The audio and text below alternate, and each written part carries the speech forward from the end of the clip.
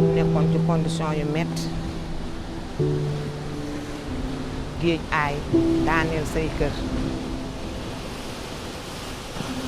boobu amuñu fu ñu jëm amuloo foo dëkk amuloo foo nekk di taxawaal. metti woon na lool. metti woon na trop wax dëgg yàlla mënuñu sax di fi expliquer.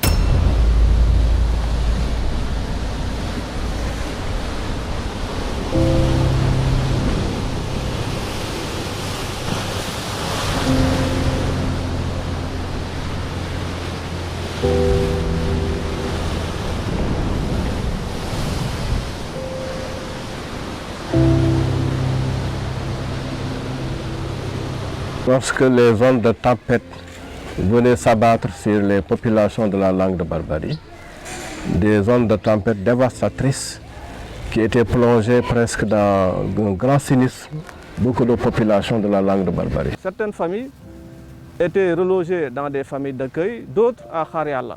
Pour qui connaît Khariala, c'est que c'est une zone inondable où les populations vivaient dans des conditions extrêmement difficiles. Et ces gens-là vivaient vraiment dans des précarités extrêmes, je peux dire, extrêmes. Vraiment, ils vivaient dans des conditions très, très difficiles.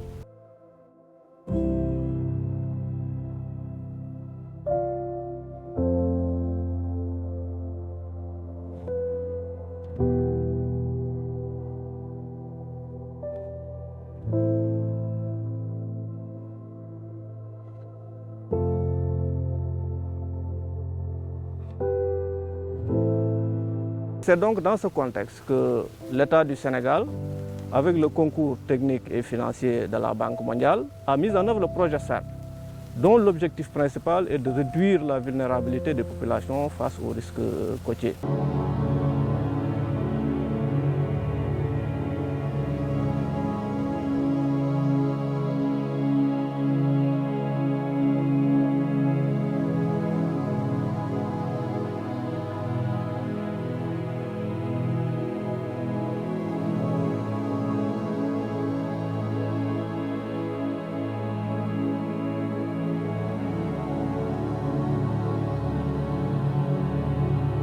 C'est à partir de 2017-2018, quand l'État est venu en rescousse, a pris le taureau par les cornes, qu'un relogement a été planifié, et très bien planifié, avec l'ADM. C'est là où on a vu les premières unités mobiles d'habitation, où il était question vraiment, dans l'urgence, vraiment de reloger, ces familles avec le minimum vraiment de conditions requises pour que ces gens puissent vivre aisément.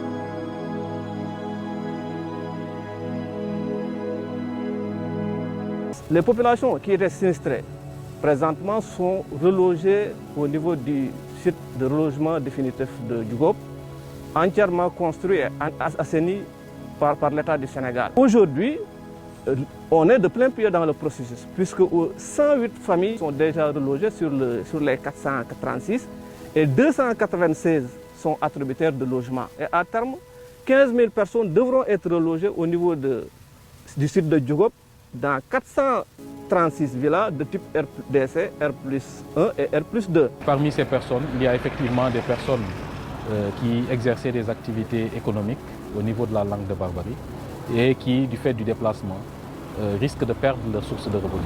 C'est ce qui a entraîné le projet à les recenser d'abord, recenser les personnes actives et voir avec elles quelles sont les possibilités à mettre en place pour leur permettre de retrouver leur source de revenus. Il y a différentes options. Certaines ont préféré poursuivre leur activité de base. Donc pour ces personnes, nous avons eu à acquérir aussi bien un camion frigorifique, un camion utilitaire, et également on a pu les doter d'un fonds de roulement leur permettant d'acquérir tout le matériel de transformation, le matériel utile à une activité de mareyage et de transformation de produits halieutiques. Et nous les avons accompagnés à pouvoir développer ces activités. Sama doom man si la bokkoon te masul mën létt masu ko jàng mais dañ dem fayal leen ñuy létt ñii di def ñaw. bi géej gi daaneelee sunu kër yi lu waraloon nu am métti doonu yaakaaroon ne duñu reprendre sunu activité ñoom nu ñëw andil nu ay formation kenn ku si nekk nu laaj la li nga bëggoon liggéey comme nun tey mool lanu nu wax ne nun comme man femme transformatrice la halieutique ma delloowaat sama liggéey buum sa mbooy ba. dañ ni ma léegi yow defar leen seen groupement man ma defar groupement am 55 personnes kon léegi groupement GIE bi ñu ni loo leen ko bëggee ñun ñu ni bëgg nañu oto bëgg nañu lii ñu daal di noo indil oto ñu nekk si di liggéey di jóg di daanu man moom wax dëgg yàlla nii may waxee moom man maa ngi marché moom. Le projet envisage également de mettre en place d'autres projets, notamment la zone d'activité économique et de développement située à Ndiaoudoum, qui est conçue sous la forme d'une ferme moderne intégrée qui aura comme filière de la pisciculture, de l'arboriculture, du maraîchage au sol et également de l'élevage de petits ruminants. Nous était vraiment la générosité de la commune de Gandon. Nous ne disons pas que ce projet ne verrait pas le jour, mais avec beaucoup de difficultés. Mais vraiment, mais aussi, il faut dire aussi, tout a été fait aussi vraiment avec l'ingéniosité vraiment de l'exécutif local, à savoir le gouverneur, le préfet, qui était là en ce moment-là. Il y avait aussi une certaine complicité entre les maires, le maire de la commune de Saint-Louis et aussi le maire de la commune de Gandon. La commune de Saint-Louis, son centre d'enfouissement technique est logé dans la commune de Gandon. Et les populations de part et d'autre ne s'occupent pas des limites entre la commune de Gandon et la commune de Saint-Louis. D'ailleurs, on ne maîtrise même pas les limites. Donc, le relogement des populations sinistrées de la langue de Barbarie à Gandon vient conforter cette dynamique intercommunale. Au départ, on en parlait d'un projet pilote qui devait être servi, qui devait commencer par Saint-Louis, mais qui, en principe, après, devra être appliqué dans les autres zones qui ont les mêmes problèmes que Saint-Louis. Mais vraiment, ici à Saint-Louis, le problème a tellement réussi qu'on ose espérer que et la Banque mondiale, tout comme les autres États de l'Ouest africain, ont la possibilité vraiment de régler les autres zones qui ont des problèmes similaires à Saint-Louis sans faire étude. Il y aura des infrastructures comme un poste de santé évolutif, un marché, une mosquée, une école primaire, un collège d'enseignement moyen, etc., etc. Il est difficile de voir un quartier nouvellement créé, un quartier qui a un réseau d'assainissement tout à l'égout, une voirie urbaine, un réseau d'électricité, un réseau d'induction d'eau, en tout cas toutes les commodités, en tout cas d'habitat moderne, réunies dans ce cadre urbain. Ça, c'est un acquis vraiment important. Et que la commune de Gandon compte capitaliser pour le répliquer.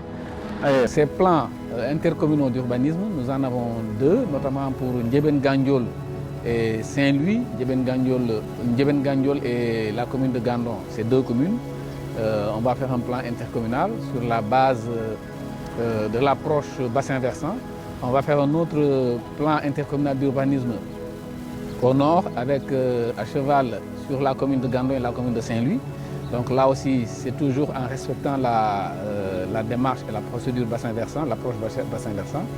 Et le troisième plan va concerner l'île de Saint-Louis et Sort, plus la langue de Barbarie. Nous avons validé hier un plan de résilience climatique pour l'agglomération de Saint-Louis qui concerne la même agglomération, donc le même périmètre, c'est-à-dire les 5 communes.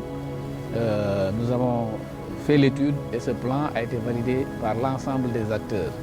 Nous avons fait la diffusion avec l'ensemble des acteurs et ça a été des moments très forts de partage, de sensibilisation, puisque l'ensemble de ces études que j'ai eu à énumérer ont été réalisées selon une approche participative. Nun tey mënatuñu wax dara lu dul sant képp koo xamante ni yaa ngi ci projet bi ak ku waxoon ci projet bi ak ku ko tëggoon ñun loolu nañ leen di sant ndax wax dëgg yàlla métti gi lu mu métti woon ci ñun rek tey neexaan na ci ñun.